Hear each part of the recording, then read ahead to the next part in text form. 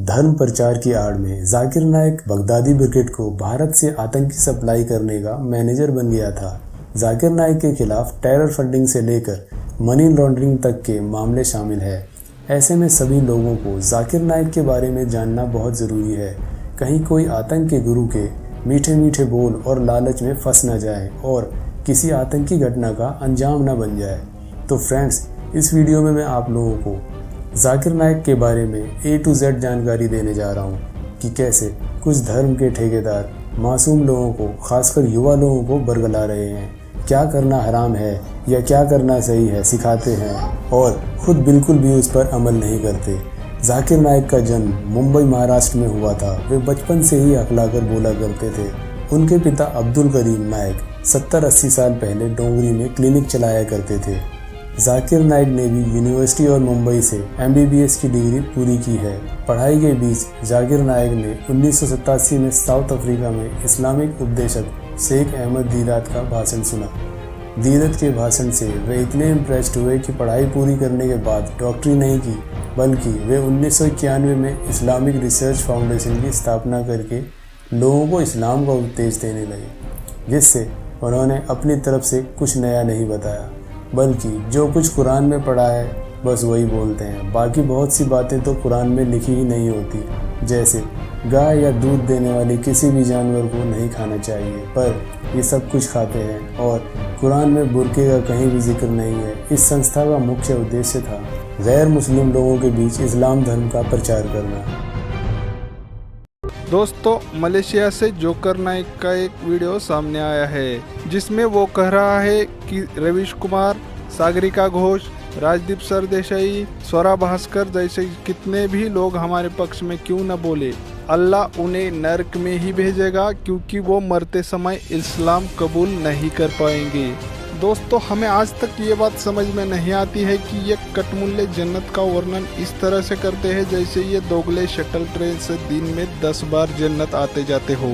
और आश्चर्य इस बात का है कि सभी मुसलमान इसकी बातों पर आंख बंद करके विश्वास भी कर लेते हैं। और एक बड़ी बात यह है कि अल्लाह और कुरान के हवाले से ये जाकिर नालायक इस बात को साफ कह रहा है कि काफिर हमेशा काफिर और गुनहगार ही रहेगा, भले वो कितना भी मुस्लिम हितैषी क्यों न हो, और मरने के बाद उसे जन्नत नसीब नहीं होगी, वो नरक में ही जाएगा। तो वो वीडियो भी हमने आपके लिए निकाला हुआ है, तो चलिए वीडियो को देखते हैं।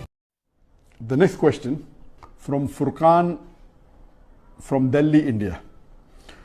What will happen to good non-Muslims? We have seen some very good-hearted journalists like Ravish Kumar, etc., who speak the truth, take sides of Muslims and show the ugly truth of the oppressors. It is not just him, there are many others from different professions who are like him. So what will Allah do to them if they don't die as Muslims, as they don't deserve equal punishment like other big wrongdoers? In brackets, you know their names. The questioner is asking that non-Muslims are of different types. Some are good non-Muslims, some are very bad, some are extremely bad. So will all of them get the same punishment? And the answer is no. How we have in Jannah different levels of Jannah. There is Jannah al-Firdaus, there is the Firdaus al-Ala. In the garden there is a garden. So all those who go to Jannah will not be on the same level. The Muslims that will go to Jannah would be different as compared to the Anbiyas. The Anbiyas are the best, they are the highest, the messengers. And Muhammad Sallallahu Alaihi Wasallam is the highest. Then you'll have the Khulfa Rashidin, you have the Sahabat. Of course, we will not be on the same level as the messengers, as the Sahabat, as the Khulfa Rashidin. And we pray to Allah that may we go to Jannah. So as there are levels in Jannah, there are also levels in the hell. And those of the non-Muslims who do good deeds, our beloved Prophet ﷺ said that they will get the reward in this world itself. Someone has done a good deed, he will get a reward, maybe he'll get wealth, maybe he'll get fame. So all non-Muslims who do good deeds, but they are committing the major sin of shirk, as I mentioned in my earlier answer.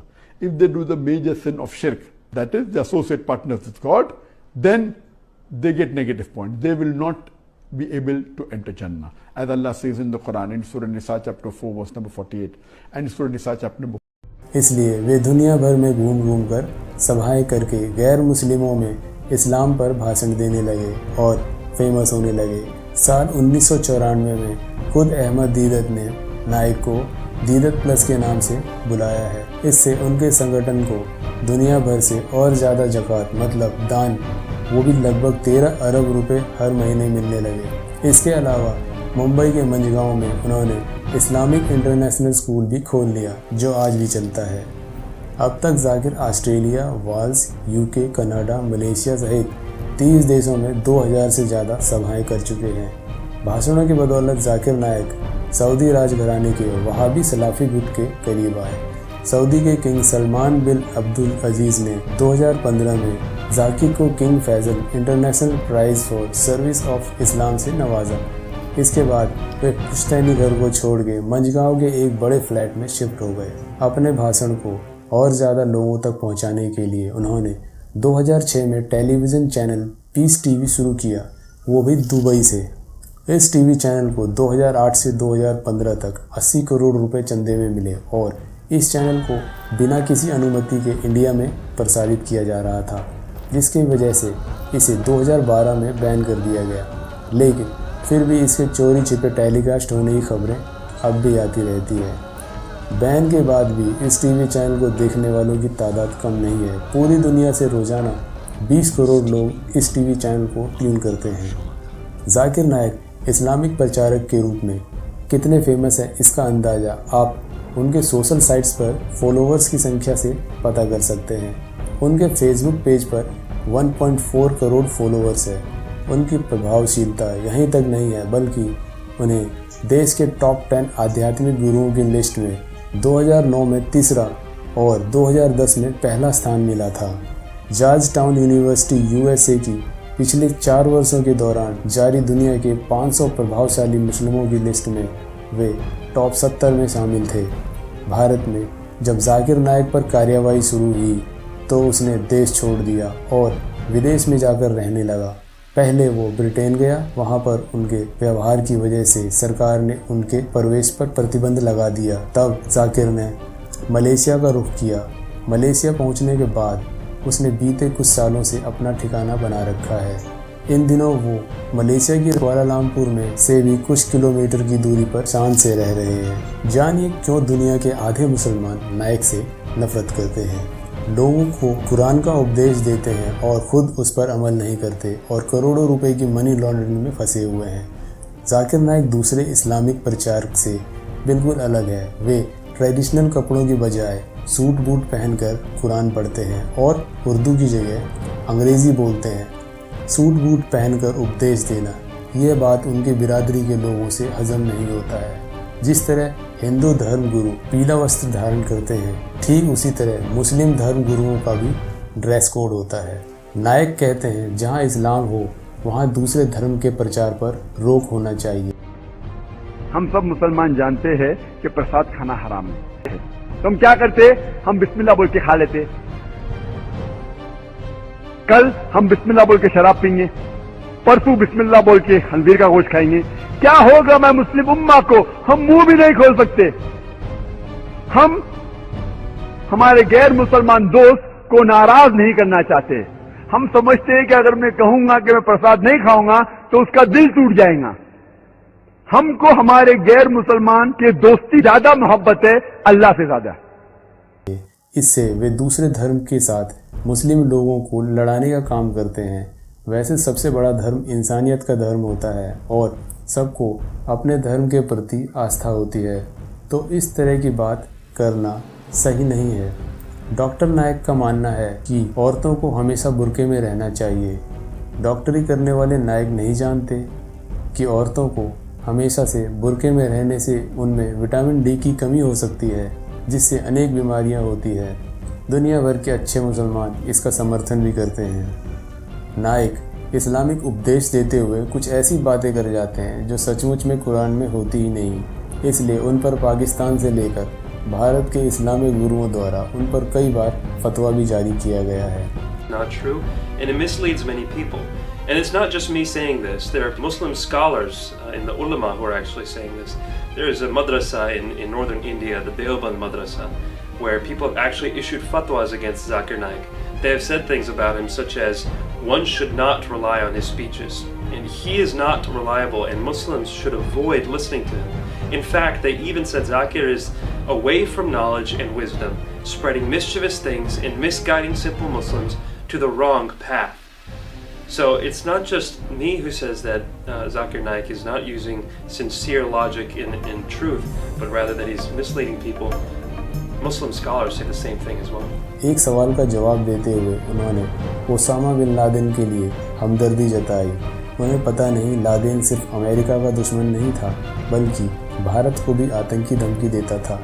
Laden के लिए हमदर्दी जताते हुए उन्हें अपना देश याद क्यों नहीं आया, इसलिए वतन परस्त मुस्लिम नाइक का विरोध करते हैं। नाइक कहते हैं मुसलमान अमन पसंद मतलब शाकाहारी जानवरों का मांस इसलिए खाते हैं ताकि उनका दिमाग अमन पसंद रहे। नाइक जी को बताना होगा कि शेर और बाघ भी अमन पसंद जानवरों को ही खाते हैं, तो वे क्यों अमन पसंद नहीं होते।